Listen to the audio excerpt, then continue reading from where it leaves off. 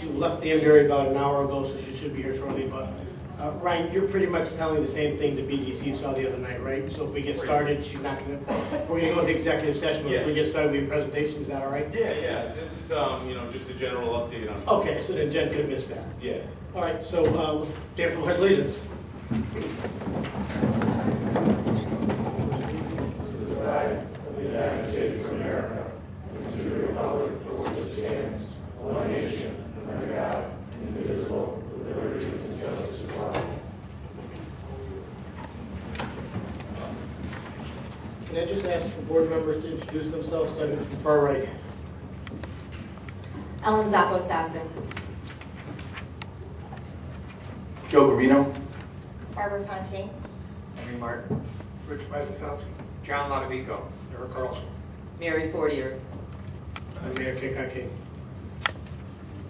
All right, you're up. Right. Well, item number 1 is presentation by Renaissance Downtown regarding Depot Square.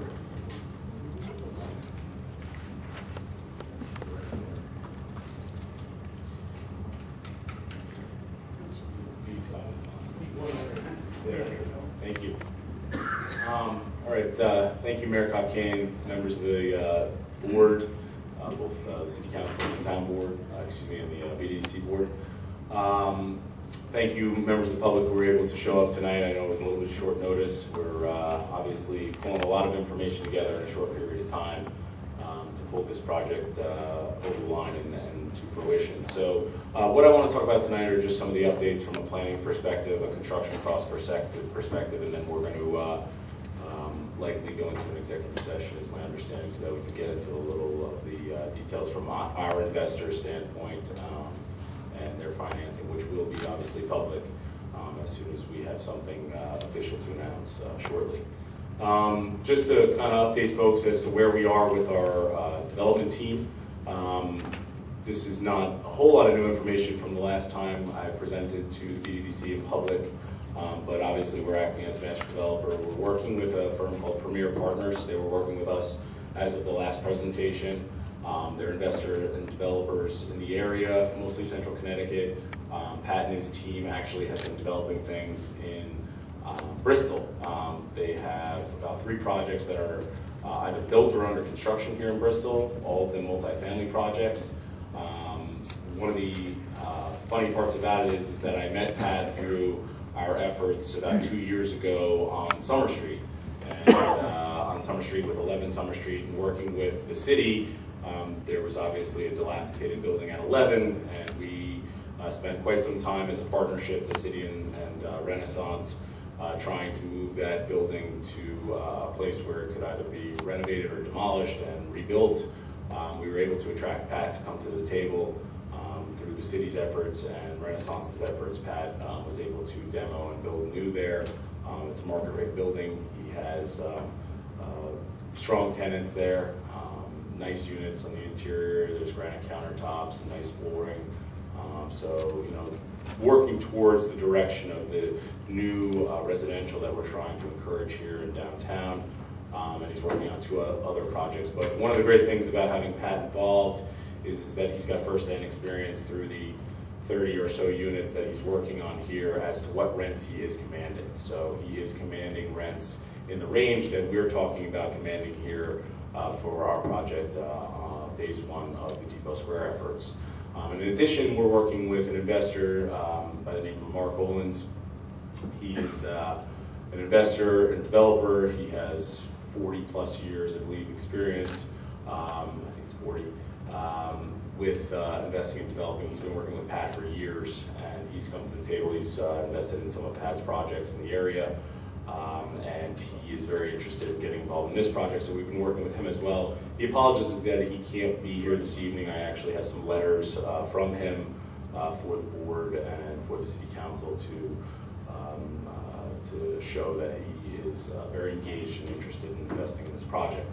From a contractor standpoint, we've started working with a group called Enterprise Builders. They have 30 plus years of GC and CM experience in the Connecticut area.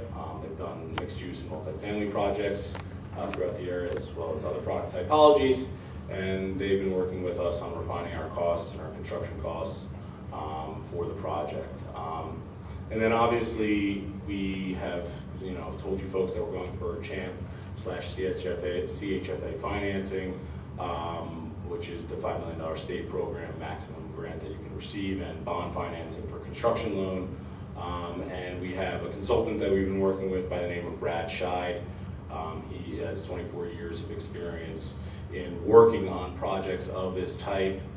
He has 30 plus projects that he's been able to help bring to fruition from a financing perspective, and he's lent a whole ton of insights as far as working on public-private partnerships and working with the state on financing.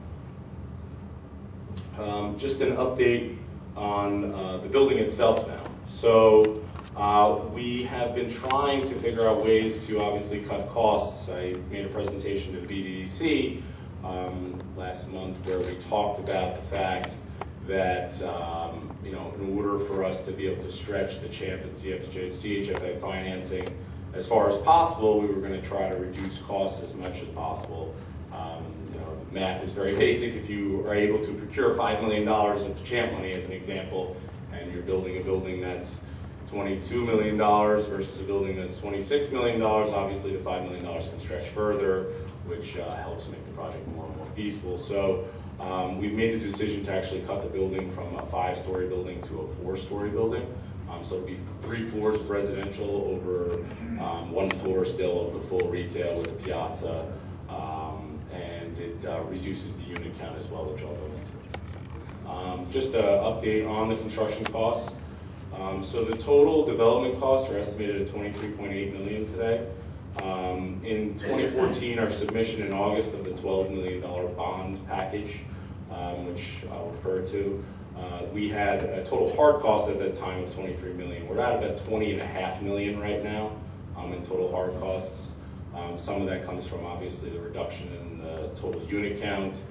Some of it comes from some cost savings and cost differentials from going from a 5-story building to a 4-story building. Just to talk about facades, this is just a precedent image, but we of these types of materials, but we are talking about $2+ million in total facade costs, and a combination of brick and hardy, which would be on the lower floors, and then as you get a little bit higher in the building, you'll go into things like metal paneling and ephes, which is like a stucco type finish.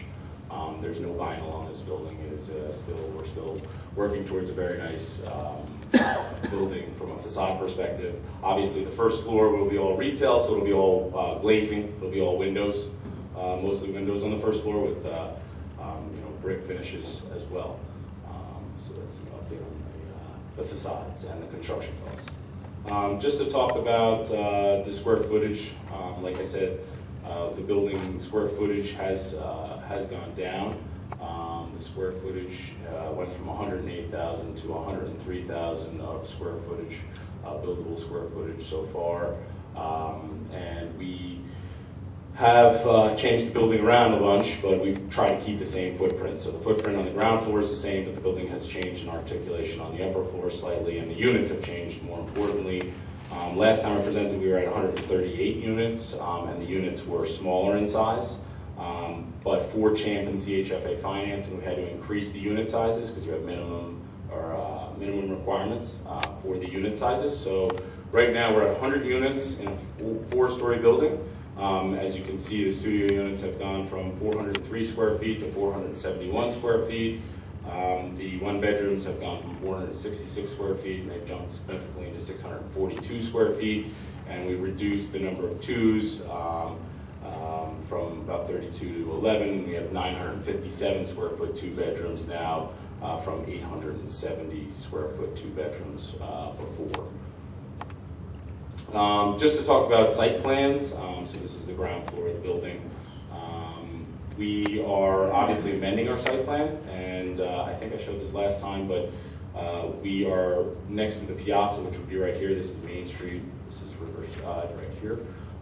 Here's the piazza. There used to be a grass area right here. We're amending our site plan to add more convenience-based parking, so there'll be a parking lot right here now. So that there's more close parking in proximity to the retail space and the residential space, obviously. And just to kind of walk through the ground floor of the building a little bit, All the yellow areas on the ground floor are kind of residential related space. So there's the lobby, there's like bike room, some storage space, and then there's the stairwells, and then all the blue space is either commercial space or it's potential residential amenity space. So this back end here, so this is again Main Street, this is the pedestrian use area, this is the piazza. This north end of the building will likely be the majority of that space will be amenity space for the building. So gym, common space. We're actually tinkering with the idea of having the residential component of the building rent space from the retail component of the building for the actual gym component. So, and I'll talk a little bit about that. So one of the big things that I want to talk about before I finish my presentation is just how the financing is in general working right now.